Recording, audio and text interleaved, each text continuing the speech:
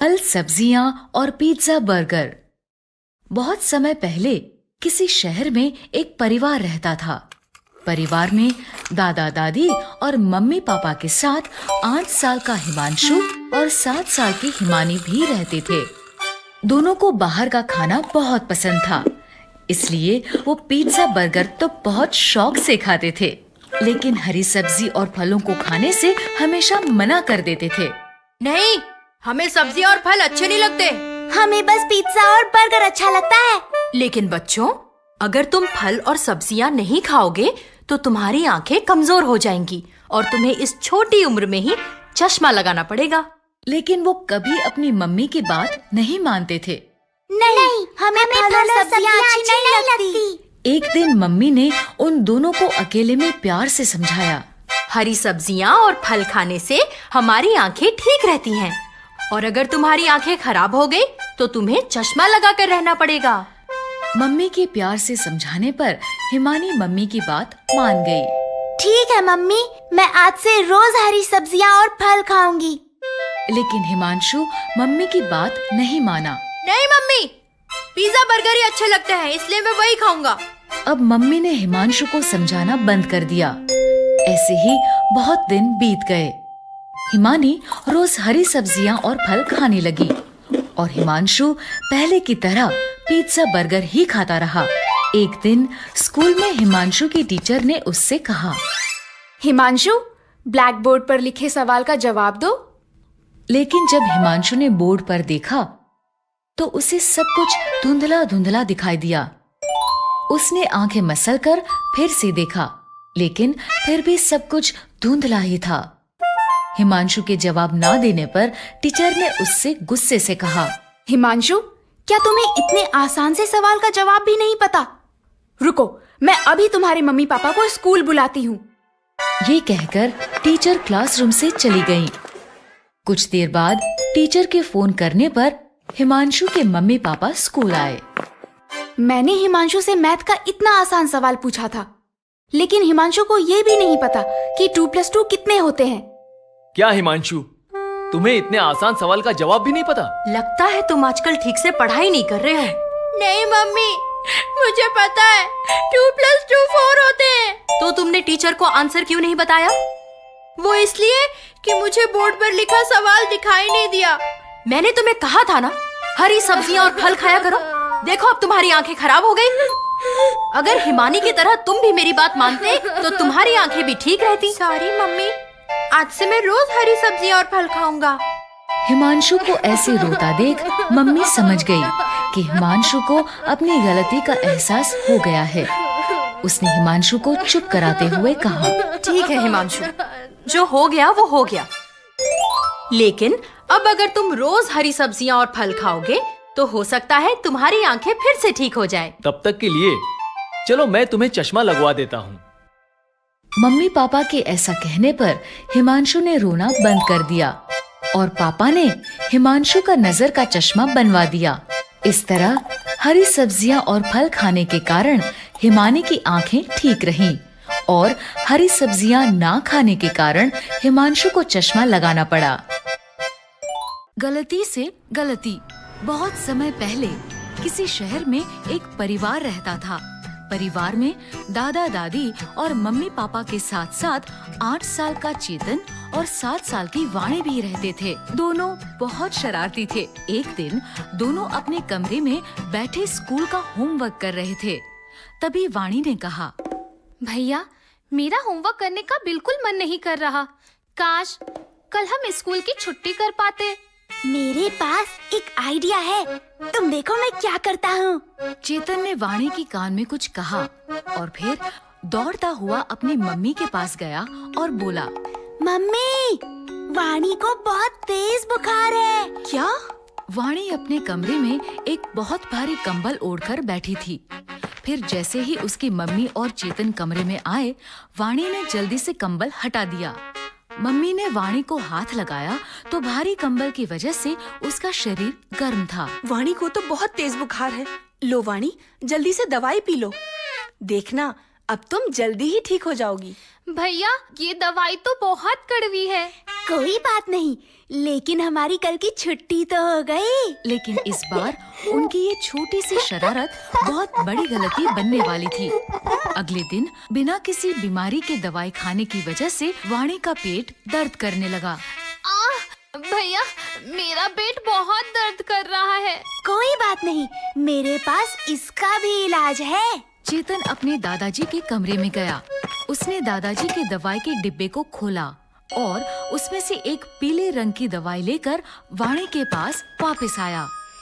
ये लो, कुछ दिन पहले दादाजी का पेट दुख रहा था, तब उन्होंने भी यही पीली वाली दवाई खाई थी। वाणी ने तुरंत वो दवाई खा ली, लेकिन इससे उसका पेट दर्द और बढ़ गया। भैया, ये पेट दर्द तो और बढ़ गया। क्या? रुको, मैं दादाजी के दवाई के डिब्बे से कोई और दवाई लेकर आता हूँ। चेतन, मेरी दवाइयों के साथ क्या कर रहे हो? कुछ नहीं दादाजी। चेतन, याद रखना, दवाइयों से खेलना नहीं चाहिए, क्योंकि दवाइयाँ बीमार होने पर ही खाई जाती हैं, और अगर बिना किसी बीमारी के इन्हें खाया जाए तो इससे शरीर को बहुत नुकसान पहुंचता है। ठीक है दादाजी। ये कहकर चेतन वहाँ से भागकर अपने कमरे में आ गया। उसने वाणी को वो दवा खिला दी, जिससे वाणी की तबीयत और बिगड़ गई। वो दर्द के कारण जोर जोर से रोने लगी। वाणी को रोता देख चेतन को अपनी गलती का एहसास हुआ और वो भी रोने लगा। ये सब मेरे कारण हुआ है। मुझे तुम्हारी बीमारी का बहाना नहीं लगाना चाहिए था।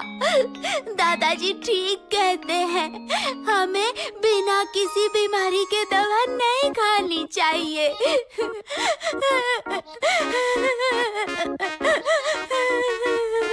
तभी दोनों बच्चों की रोने की आवाज सुनकर दादाजी उनके कमरे में आए। क्या हुआ बच्चों? तुम दोनों ऐसे रो क्यों रहे हो? चेतन ने रोते रोते उन्हें सारी बात बताई। सारी बात जानकर दादाजी ने उन्हें समझाते हुए कहा, बच्चों, गलतियां गलती से ही होती हैं, लेकिन अगर हम उस गलती को बड़ों से छिपाते हैं तो वो गलती गुनाह बन जाती है। इसलिए कुछ भी गलत होने पर हमें इसके बारे में सबसे पहले घर के बड़ों को बताना चाहिए, ताकि वो समय रहते उस गलती को ठीक कर सकें।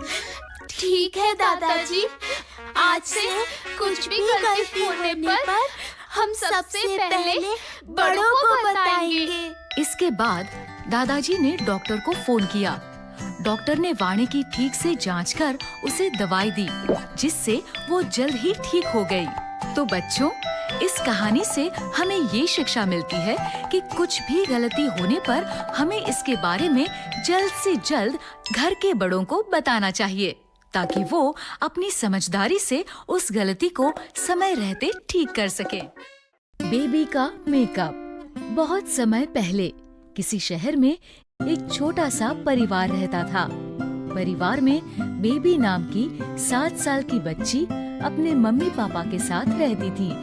बेबी की मम्मी बहुत सुंदर थी और वो बहुत अच्छा मेकअप भी करती थी। बेबी को अपनी मम्मी का मेकअप बहुत अच्छा लगता था। मम्मी को देखकर वो हमेशा सोचती थी कि मैं भी ऐसे मेकअप में कितनी अच्छी लगूंगी। एक बार उसने अपनी मम्मी से कहा, मम्मी, मैं भी आपकी तरह मेकअप करना चाहती हूँ। इस पर मम्मी गुस्सा हो गई और डांटते हुए बोली, बेबी, मेकअप बड़ों की चीज है, इसीलिए तुम मेकअप को कभी भी हाथ नहीं लगाओगी।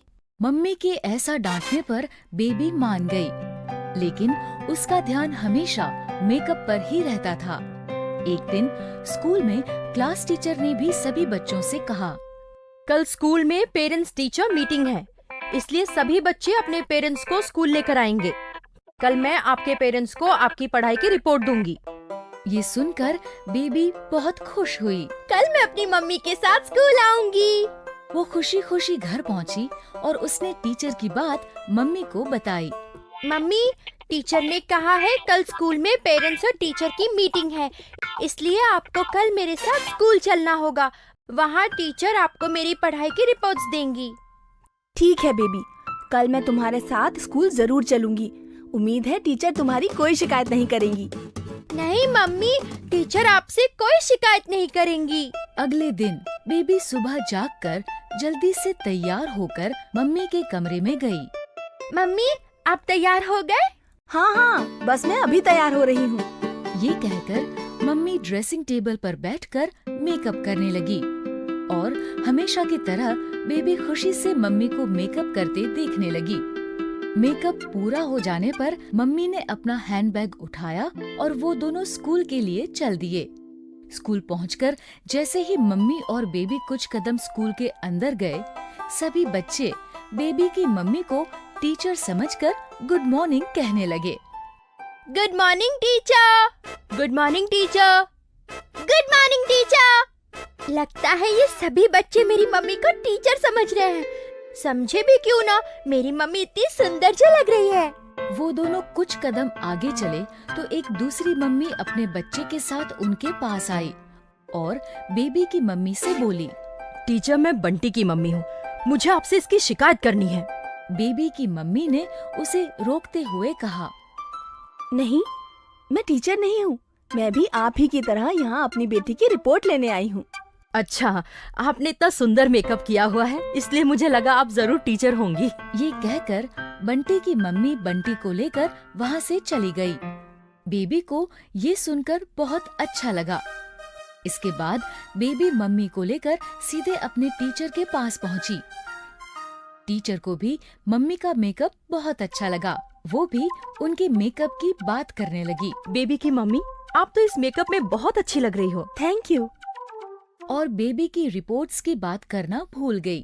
तभी बेबी ने उन्हें याद दिलाया, टीचर, आप मम्मी को मेरी रिपोर्ट्स देना तो भूल ही गए। हाँ, याद आया। आइए, मैं आपको बेबी की पढ़ाई की रिपोर्ट देती हूँ।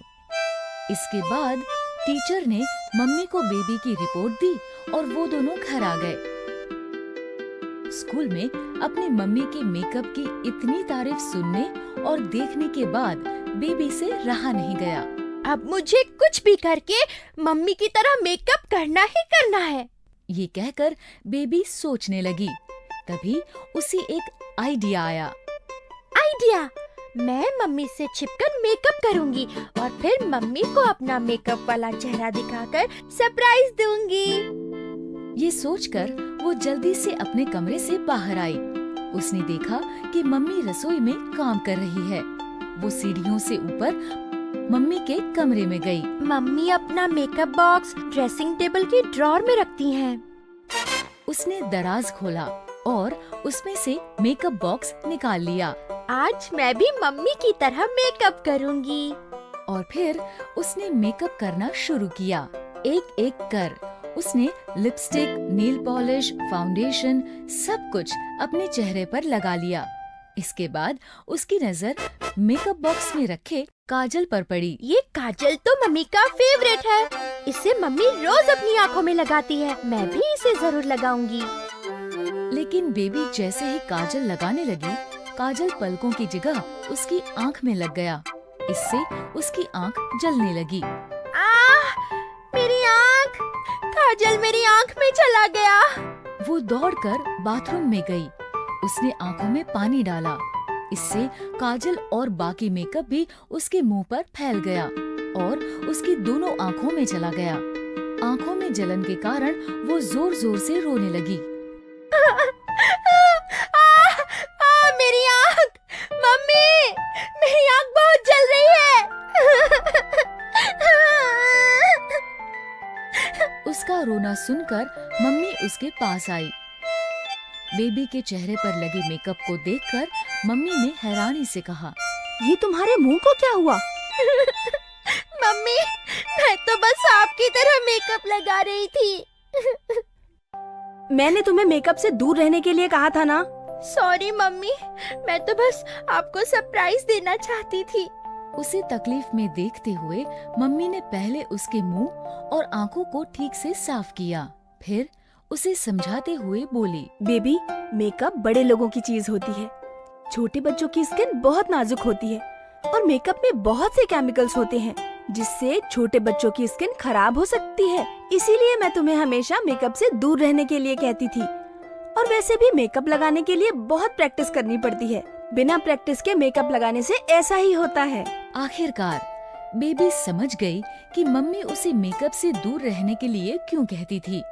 उसने मम्मी से कहा, ठीक है मम्मी, मैं बड़ी होने पर और अच्छे से मेकअप लगाना सीखने के बाद ही मेकअप करूंगी। इस तरह बेबी मेकअप के बारे में एक इम्पोर्टेंट लेसन सीख गई। तो बच्चों, इस कहानी से हमें ये शिक्षा मिलती है कि छोटे बच्चों की स्किन बहुत नाजुक होती है, इसलिए उन्हें मेकअप नहीं करना चाहिए और बड़े होने पर भी मेकअप करने से पहले मेकअप करना सीख लेना चाहिए।